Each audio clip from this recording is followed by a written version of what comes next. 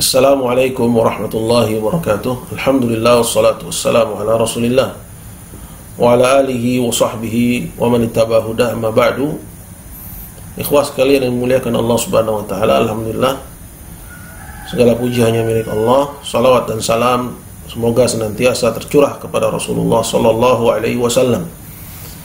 Pada pertemuan kita yang kelima ini kita akan membahas kesyirikan seperti apa yang dilakukan oleh orang-orang musyrikin di zaman Nabi kita Muhammad sallallahu alaihi wasallam, dan kemiripannya dengan apa yang dilakukan oleh orang-orang di zaman sekarang.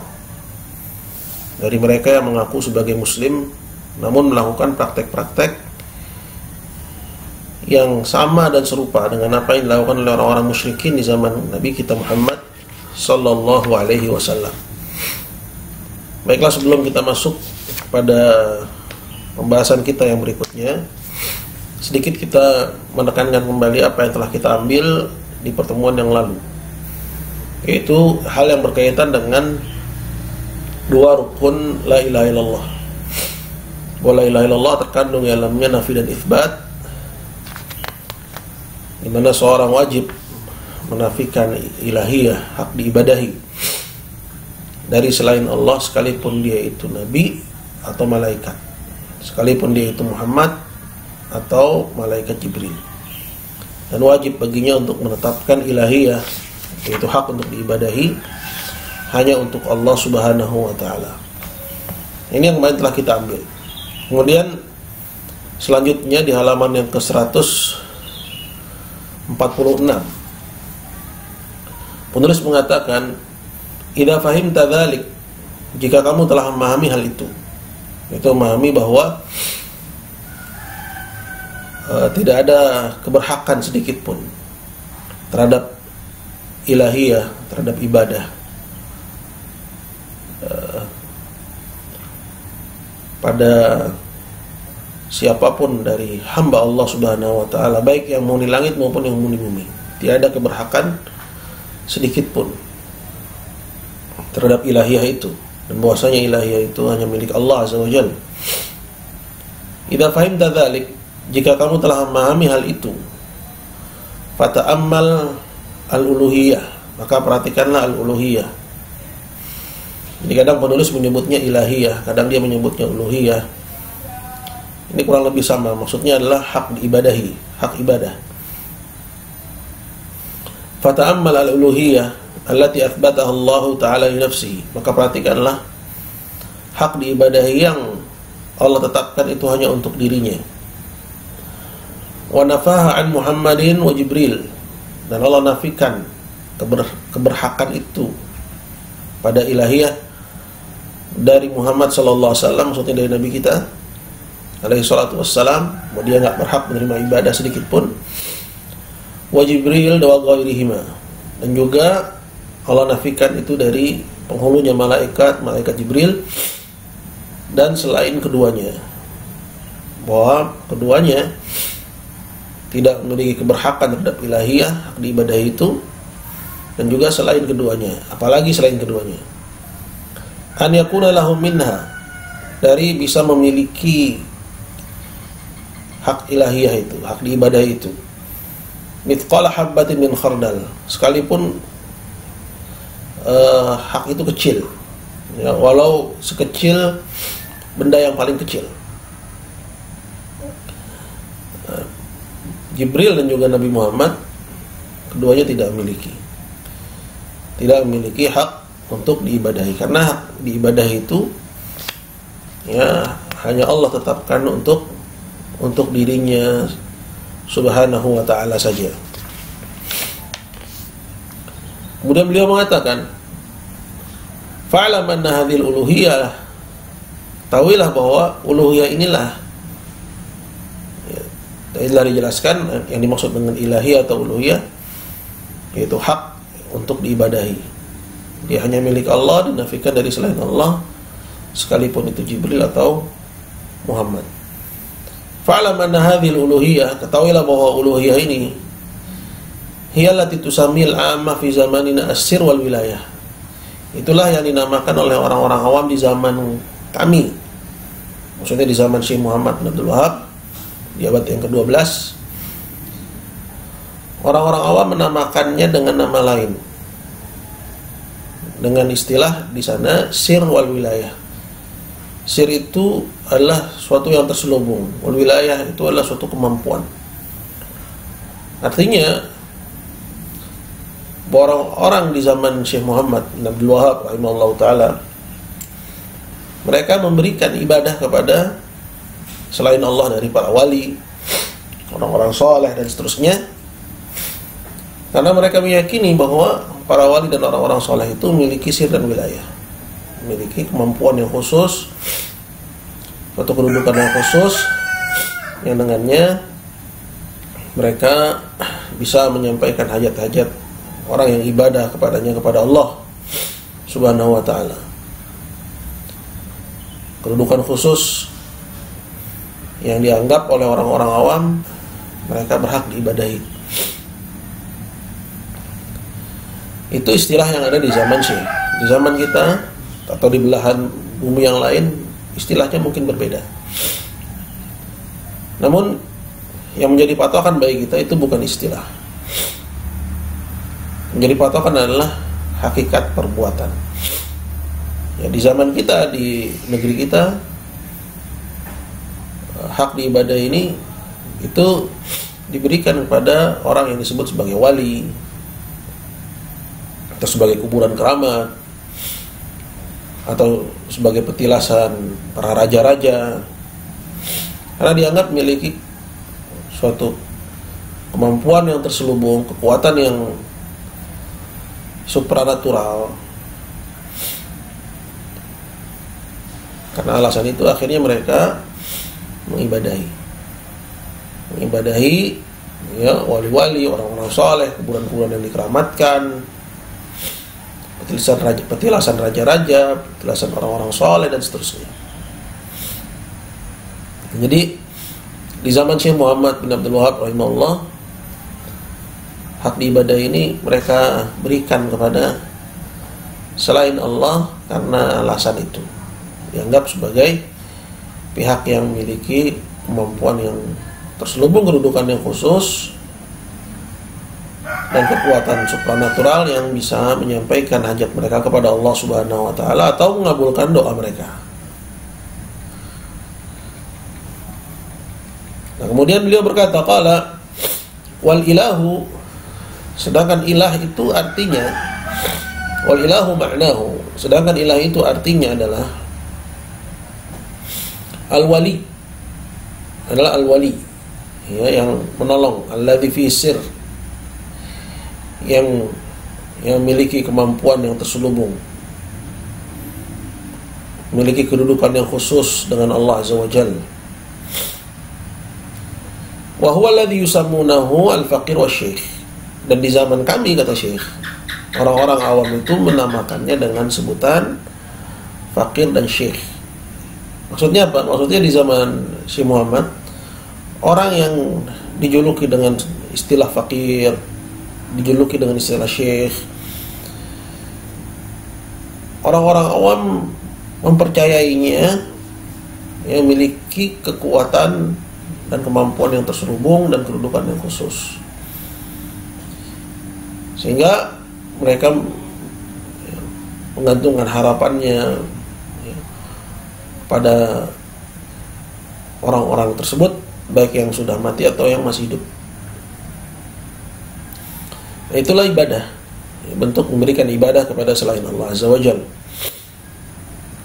Jadi ketika seorang mengatakan la ilaha, seperti nanti akan dijelaskan, tidak ada ilah, maksudnya nggak ada ya istilah wali yang berhak diibadahi gitu, atau fakir yang berhak diibadahi, atau syekh, atau sayyid, ya, kalau di kita kuburan keramat, makam yang diagungkan, petilasan, karena dianggap memiliki sir dan wilayah tadi. Itu makna al-ilah. Maka itu dinafikan la ilah, tidak ada yang berhak diibadahi. Walau tusamil amah, sedangkan orang-orang awam menamakannya dengan Sayyid. Ya.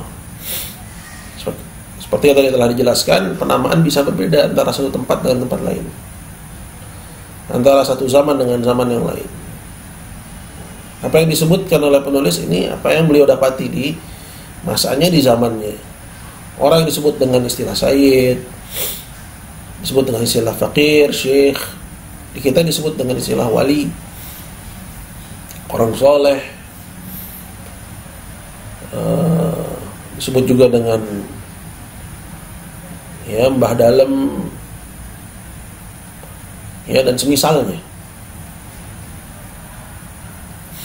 yang dianggap memiliki sir dan wilayah tadi, kemampuan yang terselubung, kekuatan yang supranatural, yang di luar nalar, ya, sanggup menyampaikan hajat orang yang ibadah kepadanya, atau bahkan dianggap bisa mengabulkan doa, bisa memenuhi hajat, sehingga orang-orang menggantungkan kepercayaan kepadanya, membuat keyakinan terhadapnya, sehingga dibuatlah cerita-cerita yang menipu manusia, dan kebanyakannya dusta dan ditambah-tambah, sehingga orang-orang berduyun-duyun datang ke sana, ke tempat petilasannya, kuburannya, memberikan ibadah. Disebut sebagai wali, disebut sebagai syekh, disebut sebagai al-faqir, disebut sebagai sayyid, ya, dianggap sebagai petilasan raja-raja, diberikan ibadah karena dianggap memiliki sir dan wilayah tadi, memiliki kemampuan khusus tadi. Kemudian beliau berkata, qala wa dzalika annahum, yang demikian itu karena mereka, maksudnya orang-orang awam itu, yadhunnuna, mereka menyangka, annallaha ja'ala li khawasil khalqi indahu manzilah, bahwa Allah Ta'ala telah memberikan kepada hamba-hamba pilihannya suatu kedudukan khusus, yardha an yaltaji'u al-insanu ilaihim, di mana Allah ridha kalau orang-orang menggantungkan harapannya kepada mereka. Ini hanya sebatas sangkaan. Ya, mereka menyangka begitu. Maka mereka tetapkanlah orang-orang yang dianggap ya hamba pilihan Allah dari para wali, para orang soleh, bahkan nabi atau malaikat, yang mereka anggap bahwa Allah ridha kalau manusia menggantungkan harapannya kepada mereka. Wa yarjuhum, ya, dan ya, menggantungkan harapannya kepada mereka, wa yastaghith bihim, dan minta keselamatan melalui mereka. Ya, sekali lagi ini hanya sangkaan. Mereka menyangka bahwa Allah memberikan kepada hamba pilihannya suatu kedudukan di mana manusia ridha kalau orang-orang itu, ya, kalau ada apa-apa larinya ke mereka, dapat ya nikmat larinya ke mereka, dapat musibah yang dipanggil mereka, ya, minta keselamatan kepada mereka, berharap kepada mereka, sehingga akhirnya ibadah itu diberikan bukan kepada Allah tapi kepada hamba, pada sesama, pada makhluk, bahkan yang sudah mati. Wa ja'aluhum wasitatan bainahu wa bainallah, dan orang-orang menjadikan mereka itu orang-orang yang dianggap sebagai hamba pilihan tadi, bahwa mereka dianggap punya kedudukan yang khusus. Akhirnya orang-orang menjadikan mereka itu wasitatan bainahu wa bainallah, antara dirinya dengan Allah. Di dalam minta, mereka nggak minta langsung, mereka minta melalui orang-orang yang dianggap sebagai hamba pilihan tadi, yang dianggap memiliki kedudukan tadi, karena dia itu seorang syekh, seorang fakir, seorang sayyid, karena dia itu adalah Mbah Dalem misalnya, atau karena dia itu keturunan raja-raja dan seterusnya. Sallallahu alaihi wasallam. Kemudian beliau berkata, "Falladzina yazumu ahlu syirki fi zamanina annahum wasaituhum", maka pihak-pihak yang diklaim oleh pelaku kesyirikan di zaman kami, kata Syekh, maksudnya orang-orang yang melakukan kesyirikan dari mereka yang mengaku muslim. Mereka ya menganggap bahwa Allah punya hamba-hamba pilihan yang memiliki kedudukan khusus, ya, di mana Allah membolehkan hambanya. Ini anggapan mereka bahwa Allah membolehkan hambanya untuk dikit-dikit ya selalu yang diingat mereka. Kalau dapat nikmat, yang diingat adalah hamba-hamba pilihan itu, dapat musibah yang dipanggil hamba-hamba pilihan itu, dan kalau ibadah mereka menjadikan mereka sebagai perantara. Faladzina yazumu ahlu syirki fi zamanina annahum wasaituhum, maka pihak-pihak yang diklaim, yang dianggap oleh pelaku kesyirikan di zaman kami, maksudnya di zaman Syekh, bahwa mereka itu adalah perantara-perantara mereka dengan Allah, humul ladzina yusammuna al-awwaluna al-alihah. Mereka itulah yang disebut oleh musyrikin generasi pertama di zaman Nabi sebagai istilah, dengan istilah ilah-ilah, dengan istilah ilah. Jadi di zaman kita disebut fakir, di zaman kita disebut syekh, di zaman kita disebut kuburan keramat, di zaman kita disebut tempat petilasan, di zaman kita disebut ya, dengan nama-nama yang berbeda. Ya, seperti tadi telah ditegaskan, nama-nama yang berbeda ini tidak memberi pengaruh ya kepada hakikat, karena menjadi ukuran adalah hakikat. Apa hakikatnya? Mereka memberikan ya ibadah kepada orang-orang itu, orang-orang yang dianggap bahwa Allah punya hamba pilihan yang memiliki kedudukan yang khusus, di mana Allah ridha katanya kalau manusia dikit-dikit kembali kepada mereka, menggantungkan hatinya kepada mereka, bersandar kepada mereka, dan menganggap mereka sebagai perantara. Disebut dengan istilah itu di zaman kita, jadi zaman Syekh, zaman kita juga ya disebut sebagai kuburan keramat dan seterusnya. Itulah yang di zaman Nabi disebut sebagai ilah, itu ya, itu sinkronnya. Itulah yang disebut di zaman Nabi dengan istilah ilah. Maksudnya apa? Bahwa orang-orang musyrikin di zaman Nabi ya, mereka memberikan keyakinan kepada berhala-berhalanya. Lata Uzza Manat, Lata itu dari batu, asalnya orang soleh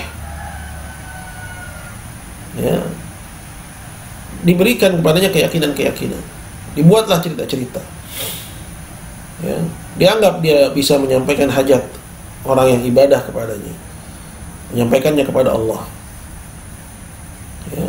Dijadikanlah Lata ini sebagai perantara dalam ibadah kepada Allah. Di zaman Nabi itu disebut ilah ya.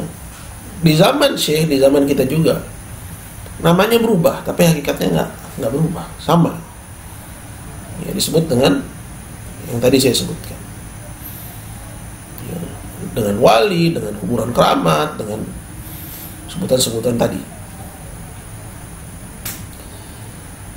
ya. Kita ulangi ya, kata Syekh, qala falladzina yazumu ahlu syirki fi zamanina annahum wasaituhum, maka pihak-pihak yang dianggap oleh pelaku kesyirikan di zaman kami. Pelaku kesyirikan ini bukan Hindu Buddha ya. Yang dimaksud adalah pelaku kesyirikan dari orang yang mengaku muslim, bahwa mereka itu perantara-perantaranya dalam beribadah kepada Allah. Mereka itu yang disebut oleh orang-orang musyrikin di zaman Nabi dengan sebutan ilah-ilah. Selanjutnya beliau berkata, qala wal wasitatu huwal ilah, maka perantara-perantara itulah ilah. Artinya ketika seorang ibadah kepada Allah melalui perantara, misalnya kuburan keramat, dia berikan juga ya ibadah itu kepada kuburan tersebut dengan alasan bahwa ini adalah perantara dalam ibadah kepada Allah.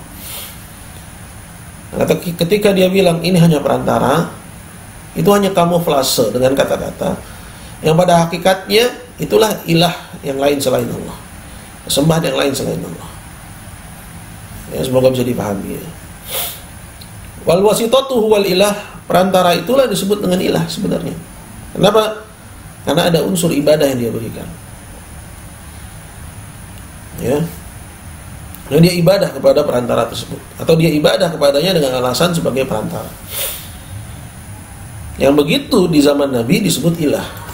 Jadi ketika ada orang di zaman sekarang bilang ini perantara, itu pada hakikatnya nggak keluar dari hakikat bahwa dia itu adalah ilah lain di samping Allah Azza wa Jalla.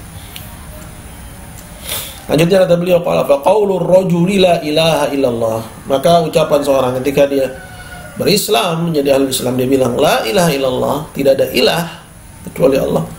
Ibtalun lil wasa'id, itu pada hakikatnya membatalkan adanya dan membatalkan keyakinan terhadap perantara-perantara. Bahwa perantara-perantara itu ya tidak berhak menerima ibadah, sekalipun alasannya hanya sebagai perantara. Jadi ucapan la ilaha artinya tidak ada wasithah, tidak ada perantara yang berhak diibadahi. Ya, bahwa ibadah itu illallah, hanya milik Allah Subhanahu wa taala semata.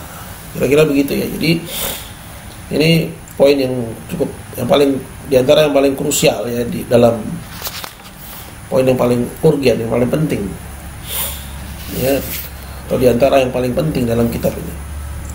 Jadi kita memahami bahwa apa yang dilakukan oleh musyrikin di zaman sekarang itu juga yang dahulu dilakukan oleh musyrikin di zaman